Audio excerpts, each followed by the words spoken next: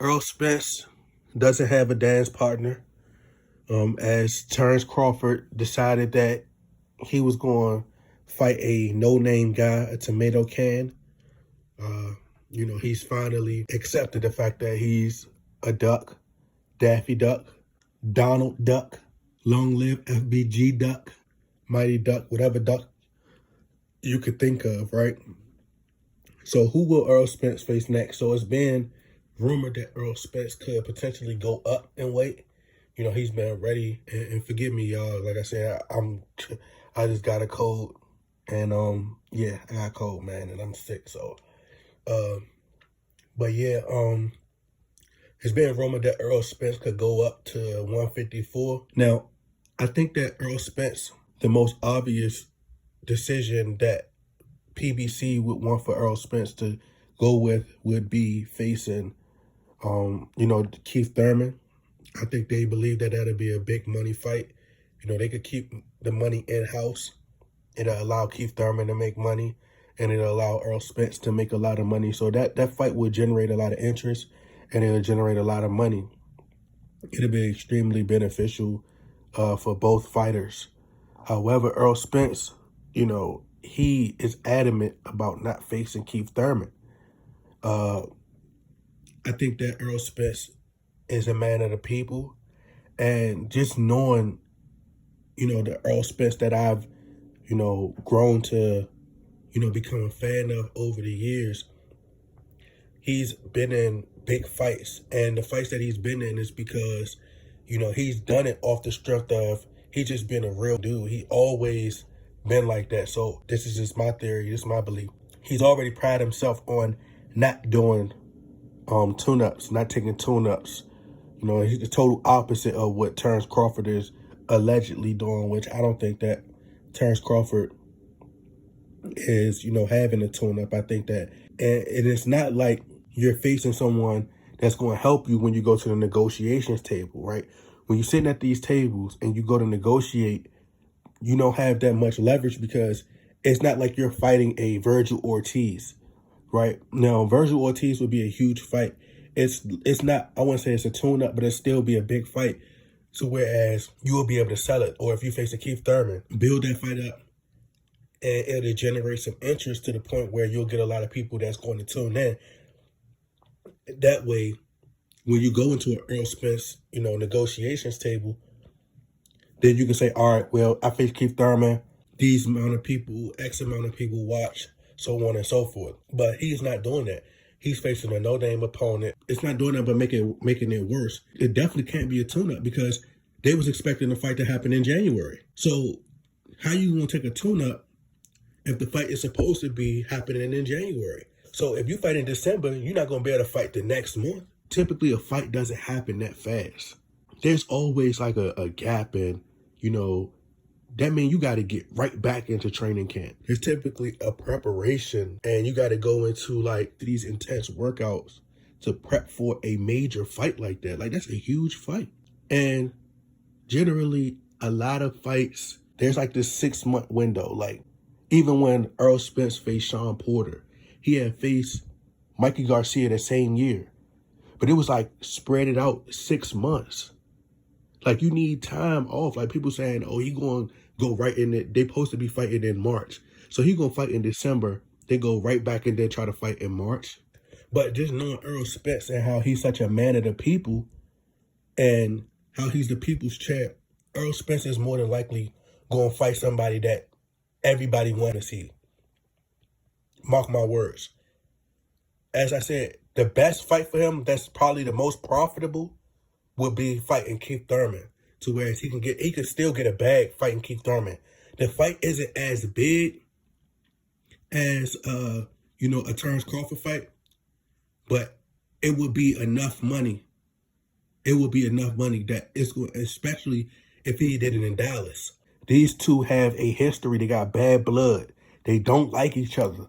So the build-up, great build-up, because they don't like each other. And there's going to be a lot of trash talk, right? But knowing Errol Spence, he's not going to fight Keith Thurman. If Errol Spence is going to be, I'm going to tell you what he's going to do. And this how This how savage bruh is, and this how much of a real one he is. Errol Spence, that's why he get the respect and he get the love. See, that's why Terence Crawford and a lot of fighters, they jealous of Errol Spence, because his fans go to bat for him and they love him because he's not afraid to get in that, to get in the jungle and fight the best of them. You see what I'm saying? And that's why everybody love him, because he considered a real one. But knowing Errol Spence, he'll probably face Jaron Ennis. And it sounds crazy, but knowing him, because he know that that's a fight that everybody would love to see, because the idea has already been presented before. And a lot of people has thrown out the idea of him fighting Jaron Ennis. There's been a back and forth with Errol Spence and Jaron Ennis team. And there's been talks of Jaron Ennis potentially going up to 154. So I think Errol Spence would much rather take less money to fight Jaron Ennis than to fight Keith Thurman. That's how much of a real one he is, right? He a man of the people, and that's why he gonna always get the love and the respect that he get, because he don't compromise his integrity. He ain't gonna sell out for a few dollars. See, Errol Spence, with him, the money comes to him because he give people the fights that they want to see. And that's going to generate a lot of money if he fought Jaron Ennis. Had Terence Crawford just been upfront and honest about, his plans, it would have been like, I'm going to just, instead of trying to throw Errol Spence team under the bus, I think that was very unprofessional. Had he just been like, I'm just trying to get a paycheck, man, I'm going to be honest, because as you've seen with the back and forth, because his actions, I've been saying everything that's been happening, I've been saying. You had people like, oh, yeah, see what I'm saying? I told you the fight was going to happen. Y'all just got to be patient. It's going to materialize. I told y'all, Terence Crawford was standing next to Jay-Z because, he's trying to draw interest to the fight. He want to sign with Jay-Z. But Terence Crawford was chasing a payday. What did TLC say? Don't go chasing waterfalls, right? What your mom say? All that glitters isn't gold. Terence Crawford thinks that the grass is greener on the other side. See, he's been brainwashed, spoon-fed. So by Bob Arum managing his career and being his promoter, and by Bob Arum having these connections, these resources, relationships, Bob Arum made him feel like you're worth more, which is a great thing, but you got to be realistic. See, Bob Arum, he was setting up and aligning these fights, and the matchmaking was done strategically, set these matches up. Manny Pacquiao was leaving Top Rank, right? Manny Pacquiao was leaving Top Rank. Let's not forget Manny Pacquiao would then go on to defeat Keith Thurman, in which Keith Thurman is a far better fighter than Jeff Horn. And a lot of people felt like Manny Pacquiao won that fight. So the belt was given to Jeff Horn. And who would be the perfect dance partner? Terence Crawford. So it's okay. He got the money. You got what you wanted. Now, when things don't go your way, you missed your opportunity. You missed the boat. See, he's looking at Errol Spence and what Errol Spence getting paid. He pocket watching. Because he was considered the best pound for pound. And as I said, because Bob Arum had all these connections and was able to put him ahead and put him as number one in the pound for pound ranking. So now he think he could demand more than he's really worth. Boxing is going to miss fighters like Errol Spence. He the last of a dying breed. When Kobe left, that's when basketball was turning the chapter for me. That was it. I never viewed basketball the same as I did when Kobe retired. Errol Spence got the honor and the respect of the people. He's the people's champ, and that's why everybody loves him.